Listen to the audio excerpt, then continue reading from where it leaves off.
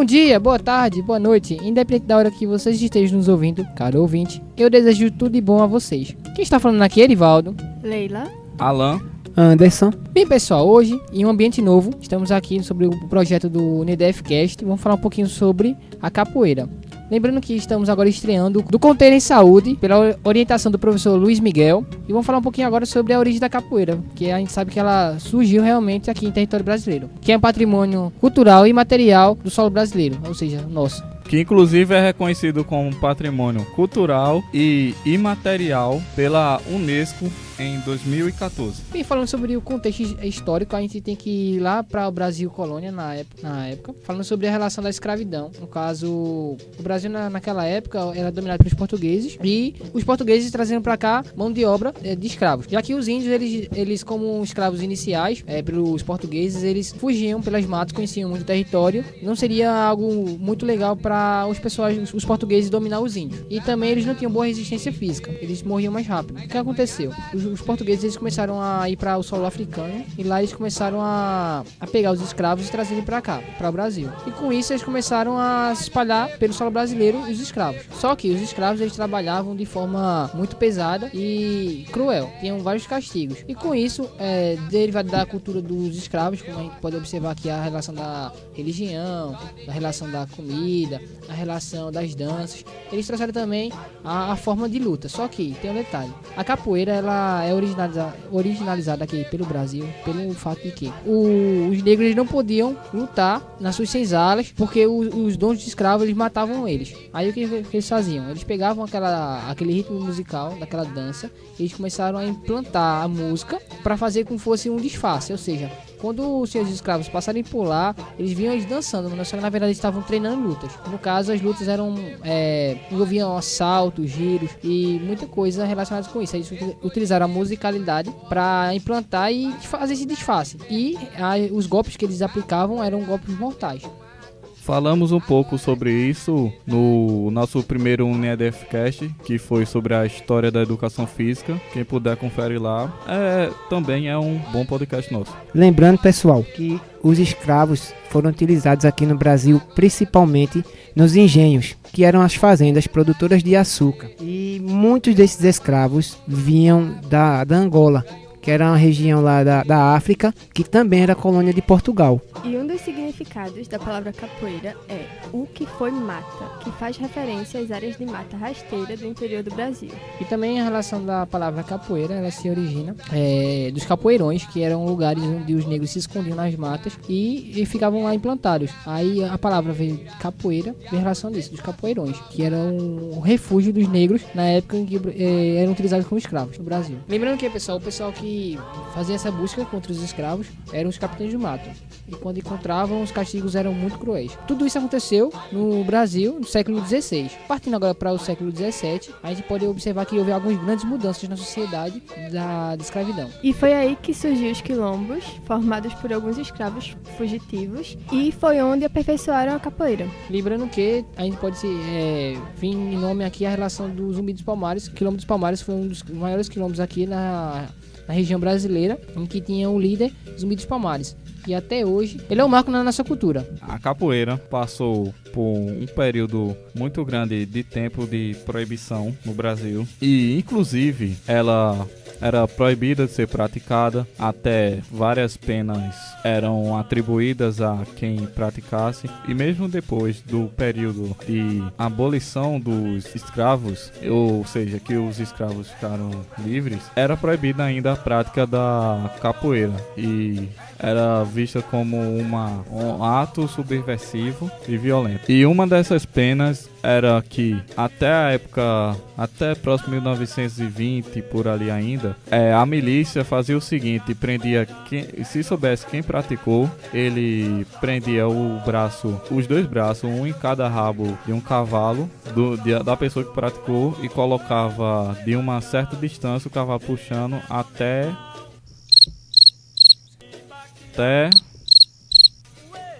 o quartel, até meados de 1930, depois de uma apresentação de capoeira até o então presidente Getúlio Vargas. Depois disso, Aí ele reconheceu o valor cultural da capoeira e permitiu a prática dela no Brasil. E ela foi apresentada pelo mestre Bimba, que fez uma apresentação com um novo estilo de capoeira, introduzindo movimentos e técnicas. E um fato bem interessante, pessoal, é a relação sobre o carnaval. Os capoeiras, eles participavam do carnaval como linha de frente e utilizavam as sombrinhas, fazendo como uma proteção dos blocos de rua.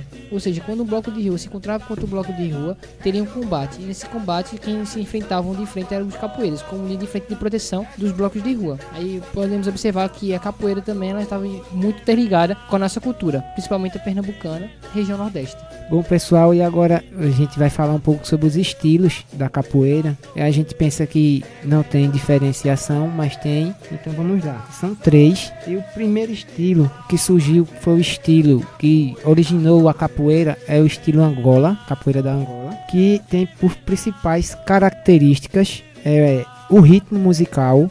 Ele é mais lento, certo? Os golpes são jogados mais baixos e há uma muita malícia nesses golpes. O segundo estilo, que surgiu em 1930 com o mestre Bimba, é o estilo regional, que caracteriza-se pela mistura da malícia da capoeira Angola com o jogo rápido de movimentos ao som do birimbau. Os golpes são rápidos e secos, sendo que as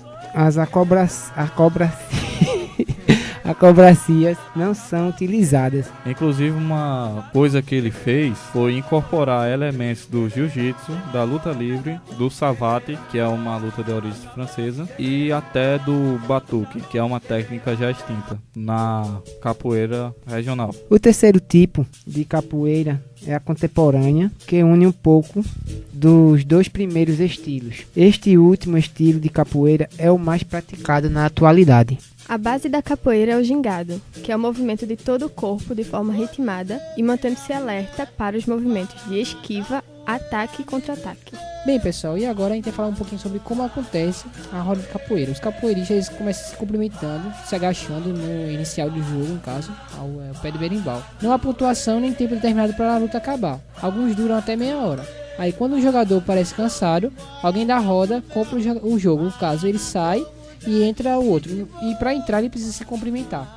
A arena é uma roda com os capoeiristas dispostos em círculo e o palco da luta. E com isso também temos o pessoal que utiliza os instrumentos para fazer o toque lá. O ritmo da luta é ditado pelo berimbau. Em geral são 3, de sonoridade diferente. Normalmente eles são acompanhados por uma verdadeira banda. 2 pandeiros, um atabaque, um agogô e um reco-reco, que são os instrumentos que regem a musicalidade da capoeira. E o capoeirista experimentado, ele deve ser capaz de tocar os instrumentos, cantar e aplaudir durante o jogo de capoeira, sendo considerado incompleto se ignorar a musicalidade. E os golpes são principalmente chutes e rasteiras, além de cabeçadas, joelhadas, cotoveladas e acrobacias em solo ou aéreas. E com movimentos ágeis. No ataque, alguns movimentos da capoeira são: no ataque, o martelo, o rabo de arraia e meia-lua de compasso. E alguns movimentos comuns de defesa são a cocorinha, a U e negativa. Um dos benefícios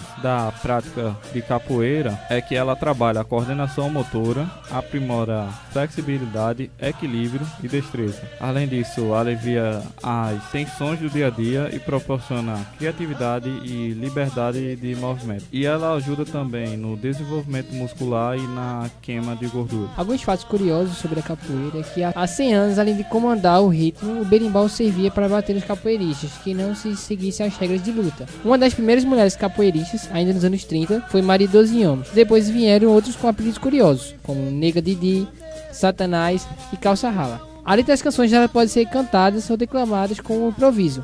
É um costume inventado na Bahia por mestre Valdemar.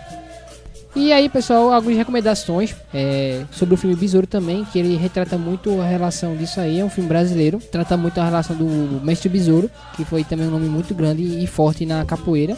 E trabalhar isso na escola, pessoal, é muito interessante, porque o aluno ele vai se compreender como ser histórico e vai utilizar os materiais produzidos pela nossa cultura. Vamos trabalhar a relação também das flexibilidades, dos movimentos e sempre trabalhando a cultura corporal como uma ferramenta pedagógica para o entendimento desse aluno, para ele aprender, não apenas só decorar a aula e terminar de fazer uma prova com esse conteúdo, não. Ele vai aprender e compreender o porquê daquilo tudo que aconteceu.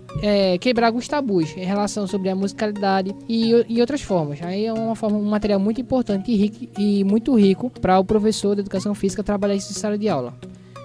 Aí vindo para um paralelo, a gente pode fazer a pergunta.